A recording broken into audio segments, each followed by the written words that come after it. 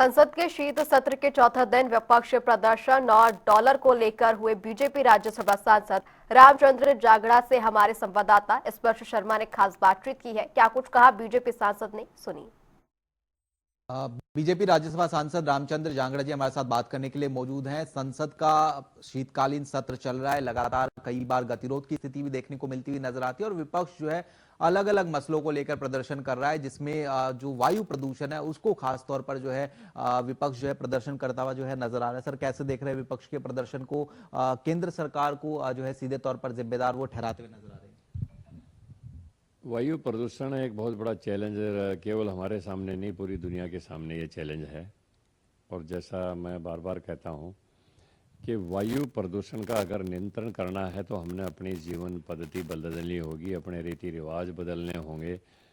एक अकेली सरकार वायु प्रदूषण के लिए उत्तरदायी नहीं है। अब जैसे मैं बार बार उदाहरण देता हूँ, दिवाली का त्यौहार जो हमारे सर्दी की शुरुआत में आता है और हमारे बुजुर्गों ने एक परंपरा, एक सभ्यता, एक मर्यादा विकसित की थी कि हम घी और तेल के दीपक जलाएंगे। उस दिवाली वाले दिन हम इतने बारूद के पटाखे जला देते हैं कि अगले आने वाले काफ़ी दिनों तक सांस लेने लायक वायु नहीं रहती है। तो उसमें दोष किसका है, सरकार का है या हमारे अपना खुद का है? रोज़ाना हम शादियों में देखते हैं रात को 10-11 बजे तक बड़ाम बड़ाम बड़ाम बम पटाखे बजते रहते हैं। ये वायु प्रदूषण कौन करता है? हम ही तो करते हैं। इसलिए हमें अपने जीवन पद्धति में सुधार करना होगा, मर्यादाओं का पालन करना होगा, साथ देना होगा। अब हम किसी फैक्ट्री के ऊपर तो कोई इक्विपमेंट लगाने के लिए उसको कर सकते हैं बात दे के आपकी धुएं की जो चिमनी है, आपने वायु प्रदूषण को रोकने के लिए ये फलां जो है मशीन लगानी पड़ेगी, उसको लगा कर सकते हैं। लेकिन किसी शादी वाले के घर में जाके हम कैसे कहें कि आपने पटाखे नहीं बजाने हैं? वो कहेगा मेरा मौलिक अधिकार है। अब अधिकार है तो फिर परिणाम भी भुगतने पड़ेंगे। तो वायु प्रदूषण के लिए पूरे देश के नागरिकों को सारी अपनी जीवनचर्या बदलनी पड़ेगी, तब जाके ये प्रतिबंधित होगा। सर, डॉलर के मुकाबले जिस तरीके से रुपया गिरता हुआ नजर आ रहा है, कांग्रेस अध्यक्ष मल्लिकार्जुन खड़गे कह रहे हैं कि रुपया जिस तरीके से गिरता हुआ नजर आ रहा है वो बता रहा है कि भारत की जो आर्थिक हालात है, भारत के आर्थिक हालात आज दुनिया में सबसे ज़्यादा सुदृढ़ हैं। हमारे पास विदेशी मुद्रा की कोई कमी नहीं है। हमारी जीडीपी ग्रोथ विश्व में हाईएस्ट लेवल के ऊपर है। हमारी मुद्रास्फीति नहीं है, हमारे कोई महंगाई दर नहीं बढ़ रही है।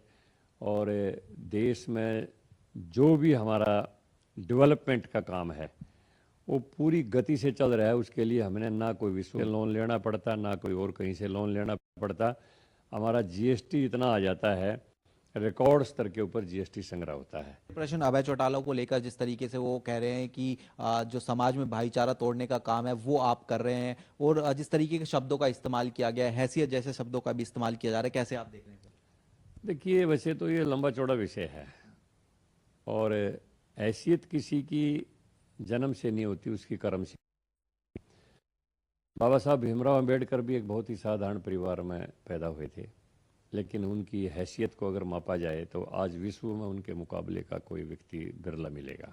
अभय चौटाला जो हैसियत की बात करते हैं, उनकी हैसियत के ऊपर अगर आप टिप्पणी पढ़ेंगे, सैकिया कमीशन जो 90 में वहाँ पर हुआ था महम उपद्रव, और 31 मई 1994 को सैकिया कमीशन ने अपनी रिपोर्ट दी थी। उसने ये क्लियरली लिखा है कि अमीर सिंह एक इंडिपेंडेंट कैंडिडेट की हत्या हुई, उसकी सुई जो है ना, शक की सुई चौटाला और उसके लोगों के इर्द गिर्द घूमती है। उसमें क्लियर लिखा है, मैं आपको उसकी कॉपी दे दूंगा। पेज नंबर 121 के ऊपर है। पेज नंबर 122 के ऊपर उसने बहुत ही गंभीर टिप्पणी की है कि ऑफिसर्स भी मजबूर थे, क्योंकि उनको एक बहुत ही जिलियस और नटोरियस सरकार के अधीन काम करना पड़ रहा था। एसवाईएल का पानी तो किसान मुख्य तौर पर तो जाट है हमारा हरियाणा में, एसवाईएल का पानी आ जाना था। चौधरी बंसीलाल 1986-87 में मुख्यमंत्री बने तो 2 महीने का काम बाकी था, और जैसे ही 87 में चौधरी देवीलाल आए, ऐसे ही उसके ऊपर बादल की दोस्ती की भेंट चढ़ गया। एसवाईएल का काम आज भी बंद पड़ा है और वो नहर को ही बंद कर दिया गया है।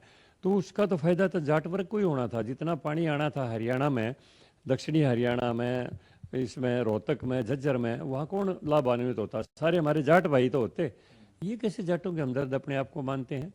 और ये जो बागड़ी लोग हैं ना, जिस क्षेत्र का अब है, वहाँ तो पंचायत भी नहीं होती। हमारा तो क्षेत्र जो देशवाड़ी क्षेत्र है, यहाँ तो कत्ल के भी राजीनामे हो जाते हैं, और इनके यहाँ तो कोई पंचायत भी नहीं होती है, तो 6-6 कत्ल हो जाएंगे। ये कहाँ के जाट की बात करता है?